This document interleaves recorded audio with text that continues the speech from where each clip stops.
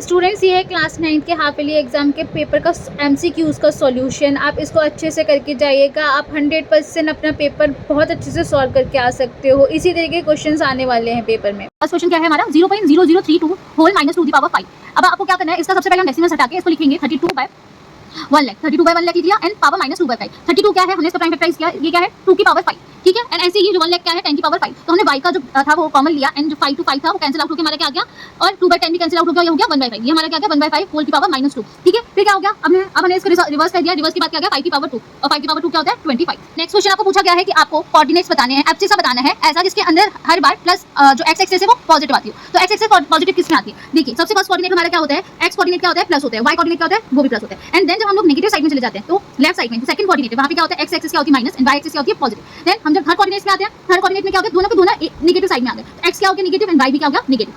Then हमारा fourth coordinate उसके अंदर क्या है, अब हम x के पॉजिटिव साइड पे आ गए एंड y अभी भी नेगेटिव है, तो x क्या हो जाएगा हमारा पॉजिटिव एंड y क्या हो गया नेगेटिव। तो आप पूछा है दोनों ऐसा कोऑर्डिनेट बताना है जिसके अंदर x पॉजिटिव आती है, तो x पॉजिटिव किसके अंदर आती है first coordinate and fourth coordinate.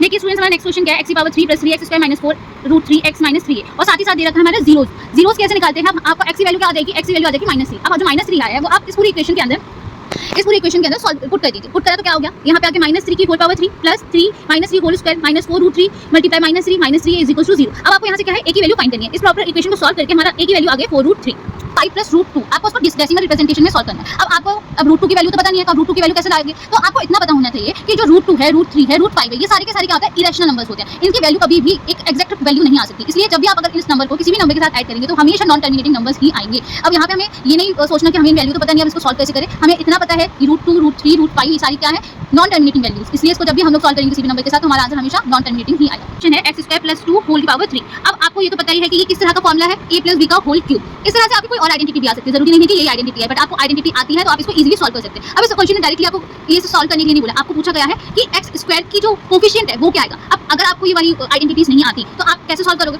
तो आइडेंटिटी क्या है a + b का होल क्यूब क्या है a³ + b³ + 3ab + ab। तो अब आपके इस फॉर्मूले को यूज करते हुए हम क्या कर सकते हैं x² होल की पावर 2 होल की पावर 3 + 2 होल की power 3 + 3 × x² multiply 2 whole bracket x² + 2। तो अब आपने इसको सॉल्व करेंगे देन हमारा x² क्या आएगा 12। तो हमारे x² के कोफिशिएंट क्या है 12, तो इस वाले क्वेश्चन का आंसर क्या हो जाएगा 12। देखिए अब आपको इसके अंदर फैक्टर्स फाइंड करना है, तो क्या कैसे करेंगे, ये तो बहुत इजी क्वेश्चन है। इसको सिंपल क्या करना है 7 को आप अपोजिट साइड में ले जाइए तो क्या हो जाएगा -7 एंड देन x = -7/3। तो एक इक्वेशन दे रखी है x - 15 = 25। आपको पूछा जा रहा है कि इसके अंदर कौन सा एक्सोनिम लग रहा है। अगर आपको एक्सोनिम्स नहीं याद है तो आप एक्सोनिम्स याद कर लीजिए।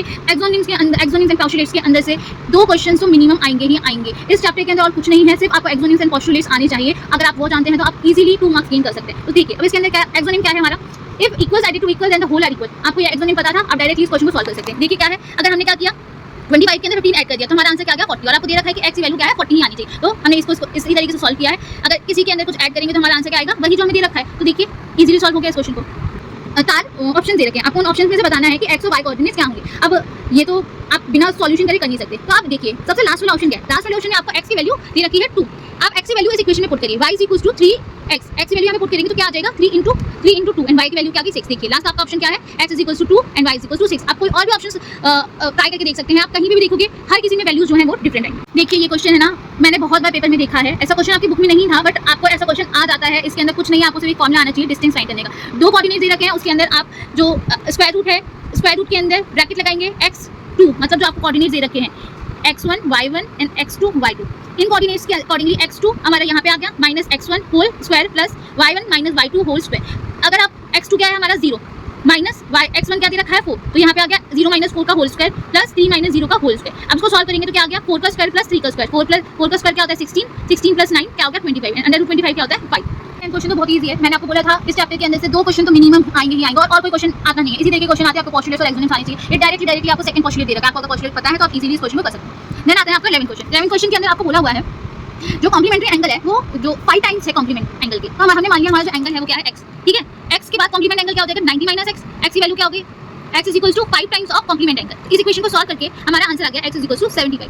देखिए आप इस तरह के क्वेश्चंस आपने 8th क्लास में बहुत करे होंगे, तो अगर आपको कॉम्प्लीमेंट और सप्लीमेंट पता है क्या होता है। कॉम्प्लीमेंट होता है, कॉम्प्लीमेंट एंगल्स होते हैं 90 के इक्वल एंड सप्लीमेंट एंगल होते हैं 180 के इक्वल। कोई भी क्वेश्चन आ सकता है कॉम्प्लीमेंट और सप्लीमेंट, अब जरूरी नहीं है कि अब यहाँ पे आपको कॉम्प्लीमेंट दे रखा है तो कॉम्प्लीमेंट भी है, सप्लीमेंट भी आ सकता है। तो आपको ये दोनों फॉर्मूले पता होने चाहिए, तो आप इजीली इस क्वेश्चन को कर सकते हैं। स्टूडेंट्स, आपको क्वेश्चन दे रखा है बट आपको ये कोई इमेजिनरी लाइन नहीं दी है, तो हमने एक इमेजिनरी पैरेलल लाइन मान ली AB और DE के इक्वल। तो क्या हो गया, ये हमारी क्या हो गई ए बी और एक की पैरेलल लाइन होगी एल।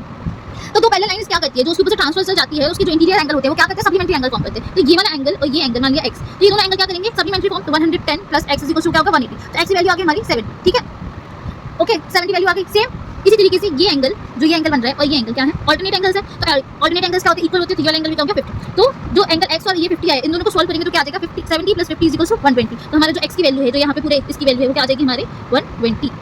देखिए कितना इजी क्वेश्चन था। आप लोग सोचते रहते हैं टफ डायग्राम है इसको कैसे सॉल्व करें, तो आपको सिर्फ कॉन्सेप्ट पता होना चाहिए, आप इसको इजीली सॉल्व कर सकते हैं। देखिए स्टूडेंट्स, आपको इस क्वेश्चन में दे रखा है जो ये ट्रायंगल है वो आइसोसेलेस ट्रायंगल है, इसकी जो दो साइड्स है वो इक्वल है एंड एरिया ऑफ ट्रायंगल दे रखा है a। तो एरिया ऑफ ट्रायंगल क्या होता है 1/2 बेस इनटू हाइट। तो मान लीजिए दोनों साइड जो साइड्स है आपको AB, तो AB is equals to AC है। तो दोनों साइड्स इक्वल है, तो हमारे जो बेस और हाइट है वो दोनों इक्वल है। यहाँ से हमने हमारी साइड फाइंड कर ली, साइड आ गई 4। देन आपको पाइथागोरस थ्योरम पता है, पाइथागोरस थ्योरम क्या होती है, हाइपोटेनस दो perpendicular plus base is equals to hypotenuse. तो आपको साइड्स दे रखी है, उसका square is equals to AC and AC is equals to √32। ये आ गया आपकी हाइपोटेनस। आपको ऐसा डायग्राम दे रखा है, डायग्राम के अंदर आपको एंगल 1 एंड एंगल 2 दे रखा है। एंगल 1 और एंगल 2 आपको उसका रेशियो भी दे रखा है, रेशियो क्या है 1:3। तो मान लीजिए क्या हो गया ये x एंड 3x। तो क्या हो गया, अब आपको पता ही वाला एंगल क्या है, लीनियर पेयर। लीनियर पेयर क्या होता है 180 के इक्वल, तो angle 1 plus angle 2 is equals to 180। तो एंगल 1 कितना दे रखा है x एंड एंगल 2 क्या दे रखा है 3x। x plus 3x is equals to 180 and 4x is equals to 180। x is equals to 180 divided by 45। इस तरह से जो आपका x वैल्यू आ गई 45 और x इसके इक्वल है 1 के, तो 1 की वैल्यू कितनी होगी 45। नेक्स्ट है आपको डायग्राम दे रखा है, उसके अंदर बोला गया है AQ is equals to QR and साथ में आपको QPR एंड PRS इन दोनों के एंगल दे देते हैं। तो आपको क्या पता है इसके अंदर क्या बताया जा रहा है, आपको दो साइड्स इक्वल दिए, तो उसका मतलब जो दोनों साइड्स है उसके अपोजिट एंगल्स भी इक्वल होंगे। मतलब QR का अपोजिट एंगल क्या 48 है, तो मतलब PQ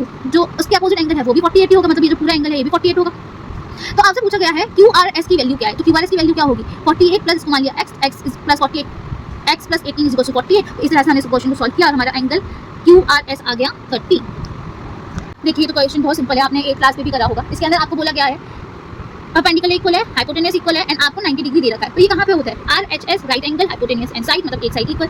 आपको इसके अंदर हाइपोटेनस मतलब सबसे स्मॉलेस्ट साइड के इक्वल का जो ऑल्टीट्यूड है वो फाइंड करना है। तो सबसे पहले क्या करेंगे, हम सेमी पेरीमीटर निकालेंगे। सेमी पेरीमीटर से एरिया फाइंड किया, एरिया आ गया हमारा 2√2। इस एरिया से हम लोग जो स्मॉलेस्ट साइड है वहाँ से हम हाइट निकालेंगे, मतलब ऑल्टीट्यूड निकालेंगे। हाइट क्या होता है ऑल्टीट्यूड। तो स्मॉलेस्ट साइड क्या होगी, जो बेस हो गया वो क्या हो गया हमारा स्मॉलेस्ट साइड मतलब 2, ठीक है, स्मॉलेस्ट साइड होगी 2। तो आपका एरिया क्या आएगा 2√2 is equals to 1/2 into 2 into hypotenuse. तो ये 2 से 2 कैंसिल आउट हो गया, तो आपकी जो ऑल्टीट्यूड है वो क्या आ गया 2√2।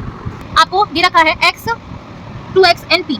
अब ये जो a भी है ये क्या एक लीनियर पेयर फॉर्म कर रहा है, तो x + 2x क्या हो जाएगा 180 के इक्वल। यहाँ से हम x की वैल्यू फाइंड कर लेंगे। x की वैल्यू क्या आ गई हमारी 60 डिग्री। x की वैल्यू x और p क्या है vertically opposite angle. Vertically opposite angles क्या होते हैं हमेशा इक्वल, तो इसलिए p की वैल्यू भी हमारी क्या आ जाएगी 60 डिग्री। देखिए असर्शन क्या दे रखा है a,4 और a की वैल्यू है 2 और इक्वेशन है 3x + y = 10। अब देखिए यहाँ पे हमने a की वैल्यू को 2 रख दिया एंड 2 को पुट किया था यहाँ पे, और y की वैल्यू क्या रख दिया 4। इसको अगर हम सॉल्व करेंगे तो हमारा क्या आ रहा है 10। तो LHS is equals to RHS। तो हो रहा है, तो ये वाली इक्वेशन तो हमारी ट्रू है। अब देखिए रीजन में दे रखा है y is equals to 3x + 5। ये और हमारी जो फर्स्ट इक्वेशन थी वो कहीं से कहीं मैच नहीं हो रही। इससे हमें क्लियर होता है कि जो हमारा सेकंड ऑप्शन है, फर्स्ट एंड सेकंड ऑप्शन वो तो हो ही नहीं सकता एंड लास्ट ऑप्शन भी नहीं होता सकता, क्योंकि ये जो हमने प्रूव किया ये तो ट्रू है। अब देखते हैं जो रीजन दे रखा है। रीजन दे रखा है y इक्वल्स टू 3x + 5। आपको बोला है कि वो unique solution, but unique solution क्या होता है जिसके अंदर सिर्फ एक ही वैल्यू है, बट यहाँ पे हम जो सॉल्व करेंगे हमें इनफाइनाइट टाइप्स ऑफ सॉल्यूशन मिलेंगे, इसलिए जो हमारा रीजन है वो रॉन्ग है। देन आता है हमारा last question 20 MCQ। Last question आपको इसके अंदर दे रखा है 70x एंड 130। आपको फाइंड करना है ये जो x की वैल्यू है वो क्या आएगी। देखिए AB और CD आपको दे रखा है पैरेलल, AB और CD पैरेलल, तो इसका मतलब जो ये ट्रांसवर्सल जा रही है PQ ये क्या करेगी, कुछ ना कुछ तो फॉर्मेशन करेगी। तो इसका मतलब जो अगर हम यहाँ से इसकी वैल्यू निकालें तो ये क्या आ जाएगा, ये लीनियर पेयर से हमने इसको फाइंड कर लिया 50 और ये वाला एंगल क्या है, ये दोनों एंगल ऑल्टरनेट एंगल है, ठीक है। फिर जो पूरा का पूरा AB लाइन है ये क्या एक लीनियर पेयर फॉर्मेशन करिए। तो लीनियर पेयर क्या होता है 70 + x + 50। तो यहाँ से क्या आ जाएगी हमारी x की वैल्यू, तो ये क्या हो गया 50 + 70 + x = 180। इसको सॉल्व करेंगे तो हमारी x की वैल्यू क्या आ जाएगी 60। तो यहाँ से हमें ये तो पता लग गया कि जो हमारा असर्शन है वो ट्रू है। और साथ में आपको बोला गया है रीजन के अंदर जो ट्रांसवर्सल होता है वो क्या करता है, वो जो अपोजिट ऑल्टरनेट एंगल्स को फॉर्म करता है वो हमेशा इक्वल होते हैं। तो ये हमारी स्टेटमेंट भी ट्रू है। तो ये क्या होगा हमारा सबसे फर्स्ट ऑप्शन, इसलिए इसका आंसर है 1। वीडियो को लाइक शेयर एंड सब्सक्राइब करना ना भूलें। आने वाली वीडियोस आपके लिए बहुत यूज़फुल होने वाली है, आपके एग्ज़ाम्स के लिए बहुत इंपॉर्टेंट होने वाली है, तो प्लीज़ लाइक और शेयर ज़रूर करें।